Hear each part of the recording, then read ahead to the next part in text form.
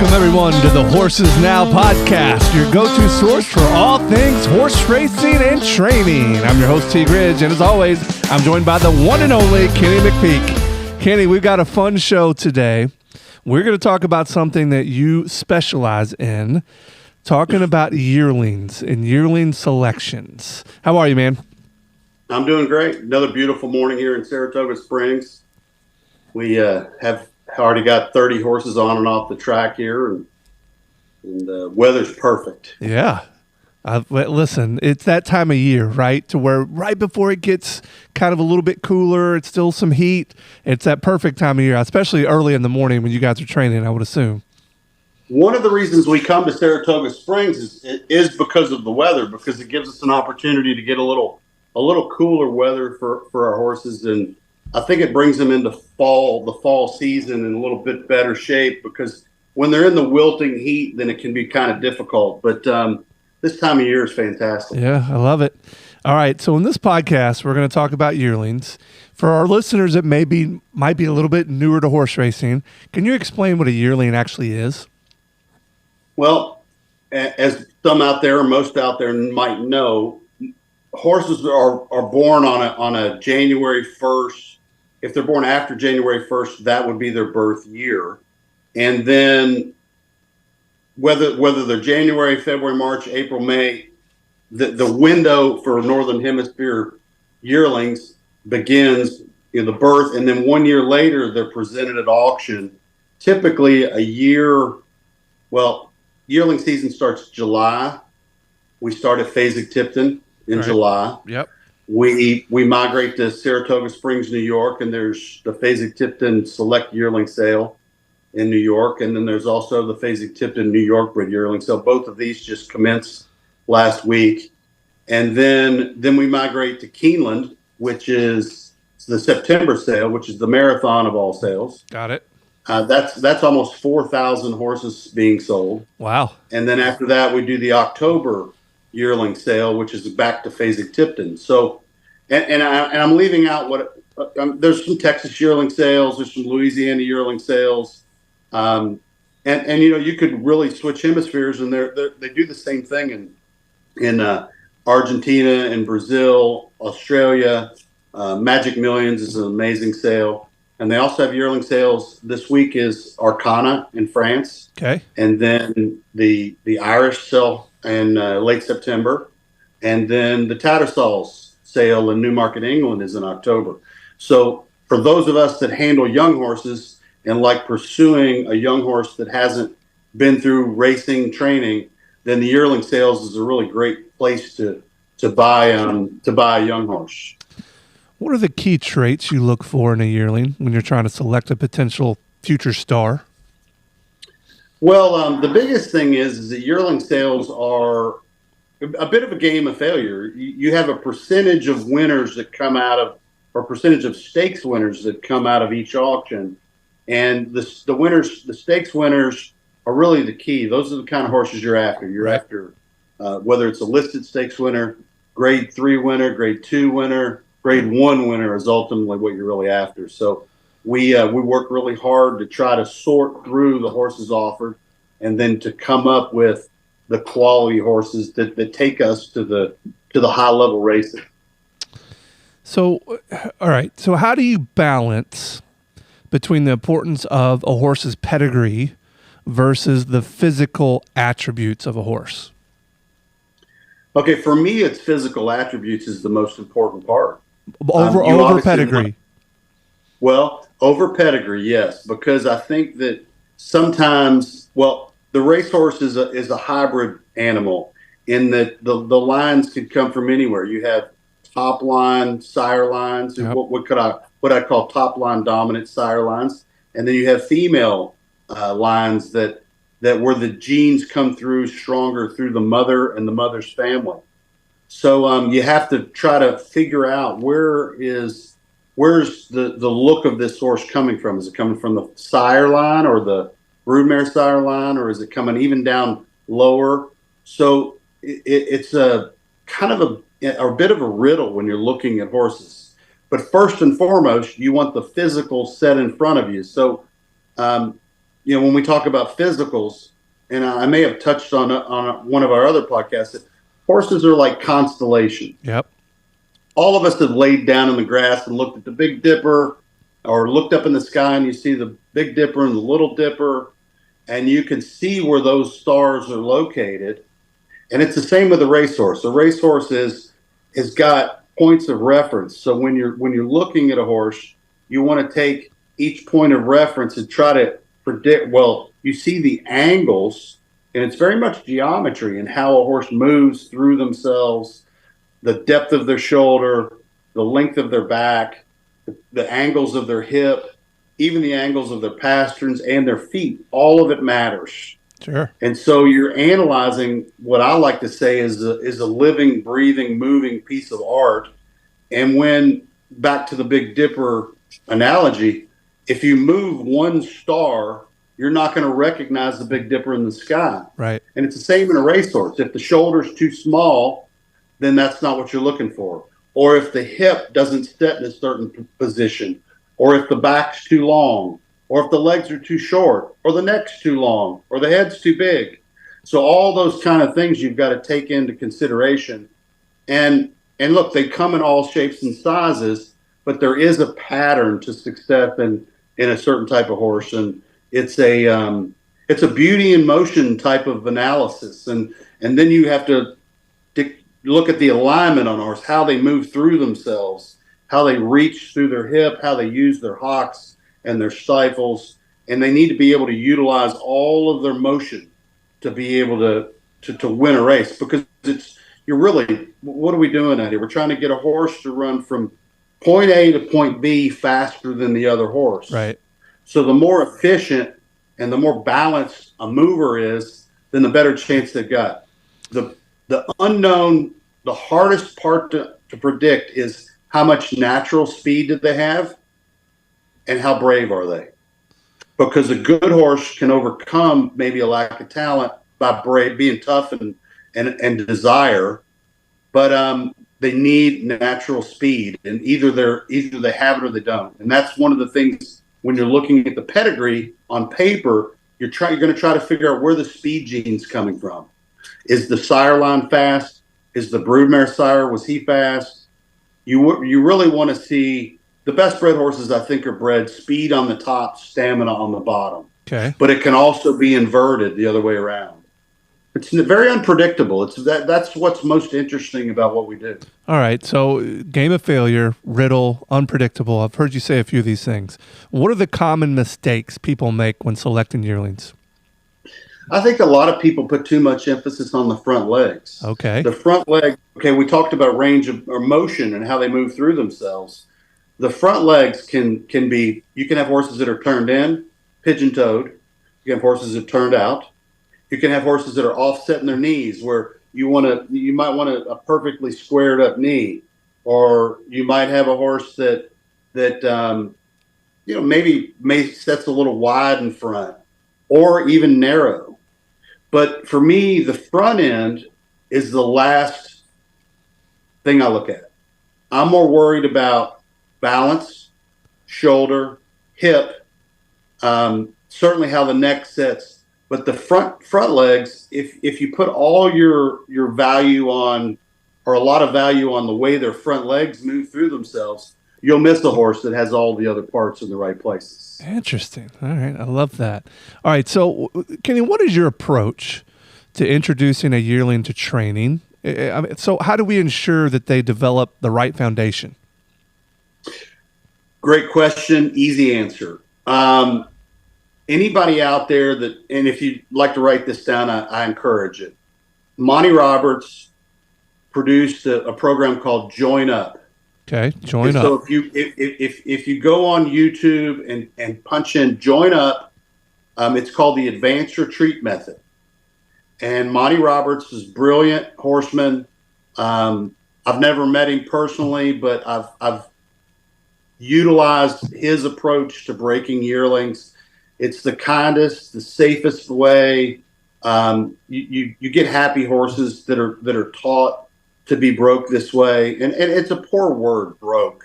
Right. Right. when you're breaking a Right. yearling. Right. It almost implies breaking their spirit.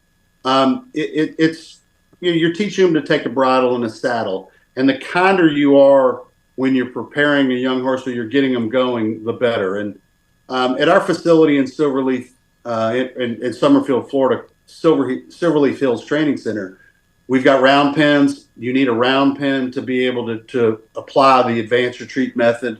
And when I'm talking about advanced retreat, what you're doing is you utilize the round pen to drive horses in circles just by nothing but the fleeing method.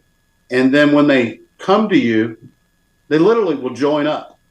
And it's the most unique. I mean, it's Monty Roberts has figured out how to outsmart a flea animal, and it's brilliant. It's a brilliant approach. Believe me, go on there, watch Join Up. Monty Roberts, fantastic horseman, has contributed to my career success because I've pretty much demanded that anybody that handles or sends me young horses uses this way to teach a young horse to take a bridle and a saddle. So you talked about the round pen. And Kenny, first thing that comes to my mind is watching Yellowstone. There's a lot of clips in that show where they're trying to, what they use the term, break a horse or whatever it is. Is it similar to that? No, not at all. Once you've seen the join up, you'll get a better understanding of it. But you're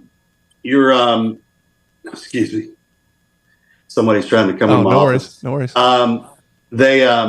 When you break them like that, it becomes a bit of a rodeo. It's not only dangerous for the horse, it's dangerous for the rider and the staff on the ground. And we really just don't encourage doing it that way. Got it. I mean, I'm sure cowboys like doing it that way, and I know a lot of them are quite talented at it. Right. But this is a very, very simple way to teach a horse, and it's so safe and kind. And some horses you can get on them within 30 minutes with this method. It's pretty amazing how that they really they'll come to you. It's great. How old does a horse need to be before you can actually saddle and ride it?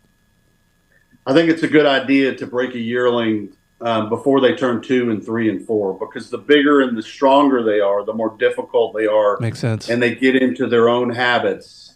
And so you really need to do it at an age where they're more adaptable and they're not quite as physical.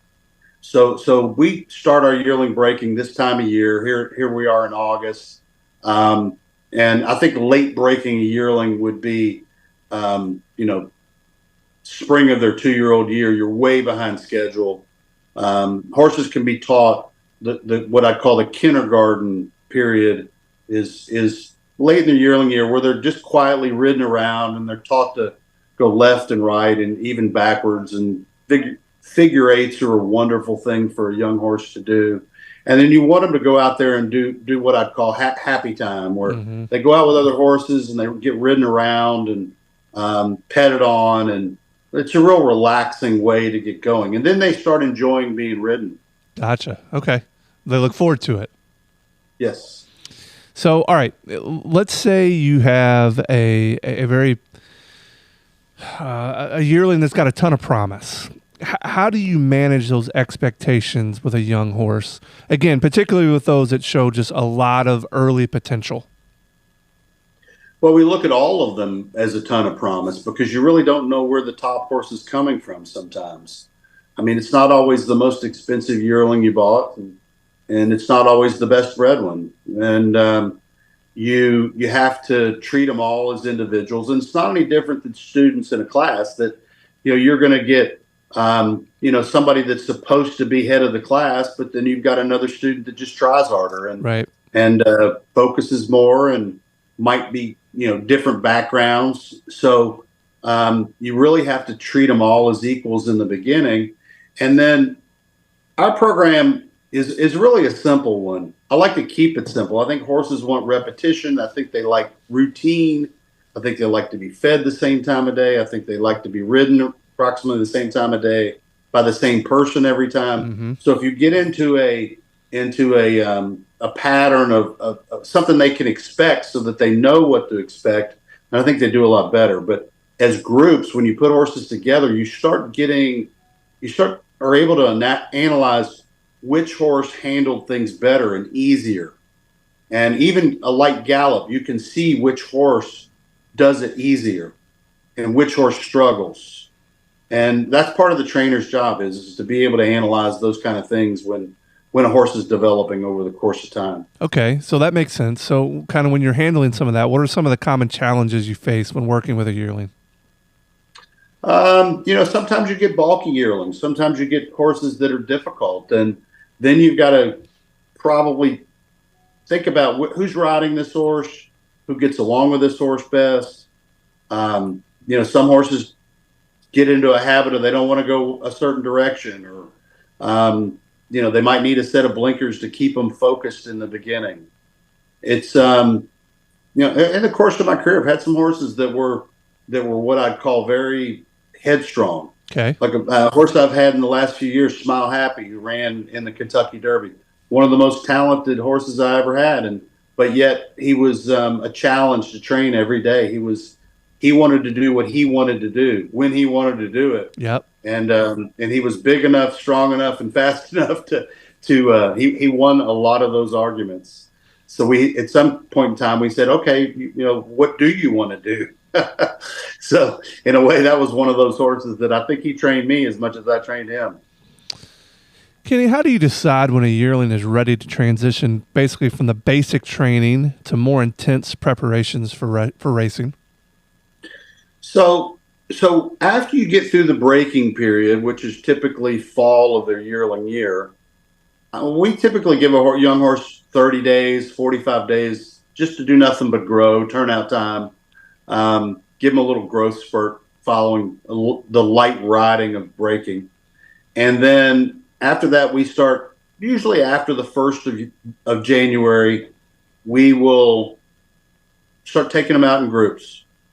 And they'll gallop in sets of 2 and 3 and sometimes 4, where they'll back up half a mile and they might gallop 1 mile together.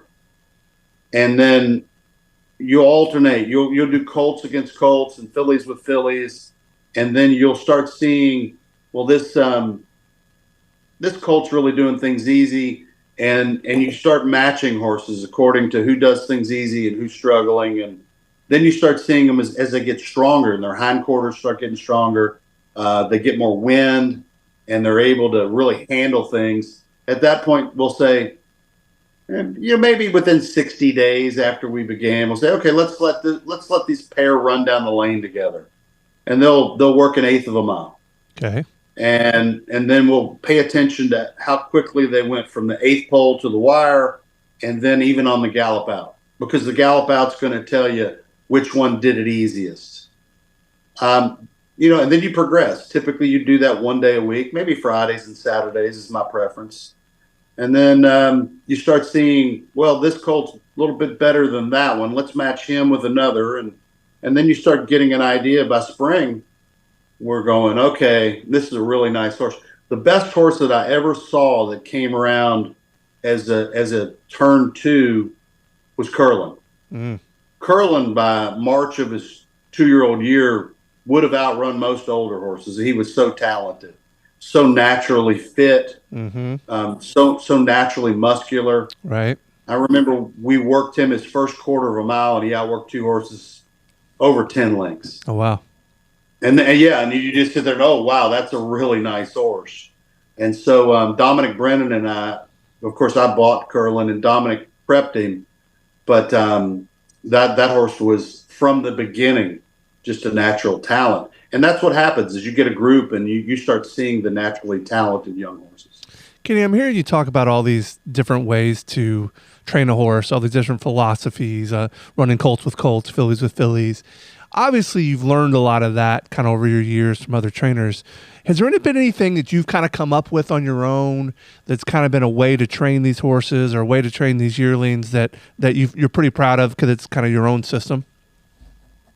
Well, I didn't really come up under anybody in particular. I worked for Shug McGahee for a period, but I've always been one to analyze other people's methods. But I don't know. we're not a complicated training operation. I think that's probably what I like best. And we do keep it very simple. I mean, that if a horse isn't right, they don't work. And if they're right, then we try to match kind, like to like a top horse with another top horse so that the workmates are, similar speeds, kind of like a boxer. You don't overmatch a boxer, even in sparring. You don't let a boxer get beat up. You want them to think they won every time. Sure. And I think that's one of the things we do. I think one of my favorite instructions to my riders is, work a happy half mile. That's me. That's something that I came up with. I just want them to work a happy half mile. A happy half mile to me is real simple. Let them go out there and do what they're happy doing. And you don't ever want to force any of that. You have to really let the horse do a lot of that work on their own. And if they're up for it and they do it on their own, then you're in a good place, because you never want to have to force any of this. Yeah. Because when you start forcing it, then that's when it becomes more difficult, correct? When the horse starts kind of acting out and does their own thing? Well, I think in life, you can't force anything. You have to let things happen. And with racehorses, they're so sensitive. No, you cannot force anything. You have to absolutely figure out how to finesse all of it. And I think it'd be counterproductive to force any of it. You have to let all this, whether it's bringing a horse up to a race, work, whatever the situation, it's got to come together on its own. Kenny, how have you seen the yearling sales market change over the years? I know the horse industry is maybe a little bit slower to change than some others. Are there any trends you're currently observing? Well, that's a topic that I could extend this answer. When I started training, there were 53,000 yearlings a year, 53,000 foals in North America. And that was, I guess I'm showing my age, in the 1980s. Okay. And today, our foal crop's going to be down to almost 17,000. Why is that? Well, it's been an industry that's been in a bit of a negative spiral. It's been in a negative spiral for 4 decades now, and I have strong feelings about that. But one of the reasons I invented horses now is because I felt like we needed to figure a way to connect to fans better. And when I created the app, it was really a motivation to try to figure out how do we grow our game again. And I'm sitting here now with the same motive. I want to grow our sport as opposed to watching it, like I said, negative spiral. And as an industry, we really got to figure all that out. So the yearling sales were much larger. I can remember when Keeneland had almost 6,000 yearlings for sale. I don't know how many are in there this year. My best guess would be around 4,000. Okay. There were a lot more state-bred programs in the yearling markets back in the 80s and the 90s. You had Illinois yearlings were prominent. You had Texas, I think, had a little bit bigger base of yearlings. Ohio, the foal crops have gone down. You've got a lot of other states that their programs haven't evolved and grown. And so the yearling market's been squeezed down, which actually, to some extent, has driven prices up. Mm-hmm. And then the purse structure that we're working on today is so much stronger than it was back in the 80s and the 90s. So the logical, typical economics comes out of all of it. But the upper market has been so strong for so long, and those people that buy in the upper market are significantly wealthy. Right. And then I'm more of a middle and lower market player. And I train for a lot of people that value the money that they worked hard for. So I stay in that middle and the lower market pretty much. Although I'm perfectly capable of buying in the upper, I just sometimes question whether it's a great investment. And a lot of the top horses in my career weren't upper market horses. So it's all relative, and we have to sort through the foal crops. What's given to us, and they're still bringing better horses. One other thing I'll add to that is that when an industry like ours has shrunken, I think it makes the horses better to some extent, because the cheaper mares aren't being bred, which actually makes the thoroughbred, and that's the interesting thing about the thoroughbred is that it's evolved over centuries by breeding the best to the best and hoping for the best. And then the horses that are weaker or aren't what I'd say, high level stock don't get bred. So, there is a bit of a method to the madness on even an industry that's going, like squeezed down on numbers. When it goes back up, the horses actually may be better quality. Super interesting. Okay. What advice would you give to someone who is new to this industry? Obviously this is what we're doing here, right? We're trying to get people interested in every part of the horse racing industry. So let's say somebody's new to the industry and somebody might be interested in purchasing or even training yearlings. What advice would you give? Well, I'd give them a couple of good books to read. I believe Speed in the Thoroughbred is one of the most interesting books I've ever read as a horse person. I think anybody that handles or loves the Thoroughbred should read the book Speed in the Thoroughbred. Okay. It's an easy book. I probably just drove up the price on Amazon. You might but have. You can find it on Amazon. And, yeah. And then, another book that I read that's much more of a higher level read is Tessio in His Own Words. But beyond that, you need to dig in to learn how to read the racing form a little bit. I think a subscription to the Blood Horse magazine is a great idea. I think a daily read of the Thoroughbred Daily News, the TDN, is a wonderful idea. There are other publications in other countries that also keep you informed. Obviously, you need to put Horses Now on your phone, and that way you can keep track of your favorites and follow. But beyond that, if you were investing in thoroughbreds, it's not a terrible idea to claim a horse. It could be fun. It's a little risky. I'm not sure that like at this stage of my career, it's not something that I do. I did it when I was younger. Okay. And I think it helped me become a better horseman. Sure. But as far as buying yearlings, that's much more of a longer process. And there's other ways to invest. You can invest in pin hooking operations from weanling to yearling or yearling to 2-year-old. There's mares. Buying and owning mares and breeding mares is a very long process. Mm-hmm. It's a very inexact process, and it is I think anybody that breeds horses are the bravest people in horse racing, because the long process and how long it takes and the money invested and the time. Sure. And you don't really know the reward for several years. Right. Yeah, I would say so. I mean, seems like a really long process. All right, Kenny, 2 more, and we'll get you out of here. So can you share a story about a particular yearling that stood out to you early on and went on to have a very successful career? Oh, goodness. Curlin, for sure. Yeah, you mentioned Curlin earlier. Yep. Yeah, well, Curlin was interesting. When Curlin walked out in front of me, he had the body of a Greek god. Okay. Everything was in the right places, as you would put it. Oh, this horse physically was, as a yearling, he looked like a 4-year-old. Okay. And so big and strong he had all that.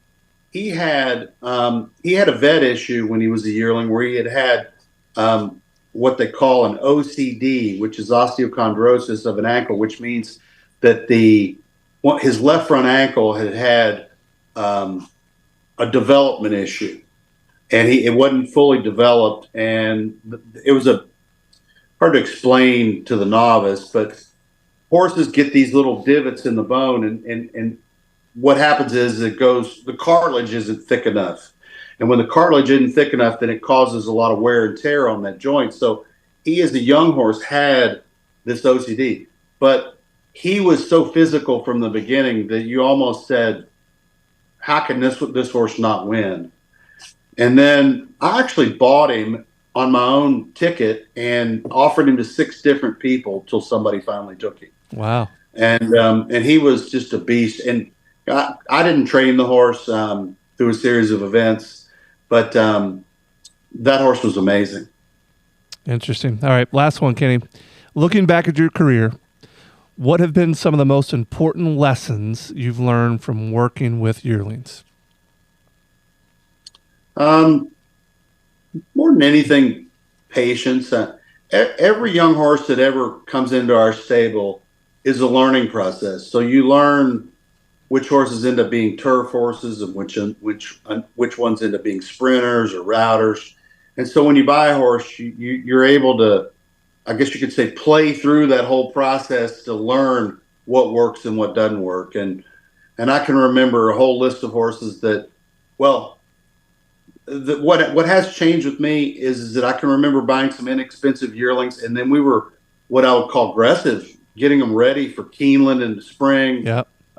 The 4.5 furlong races, the 5 furlong races. I'm much more patient the older I've gotten. I've got a list of horses that I had won with at Keeneland in the spring, Churchill in the spring, that were good horses. But in hindsight, I wished I'd taken more time. Gotcha. And I'm not a proponent of racing young horses overly aggressively anymore.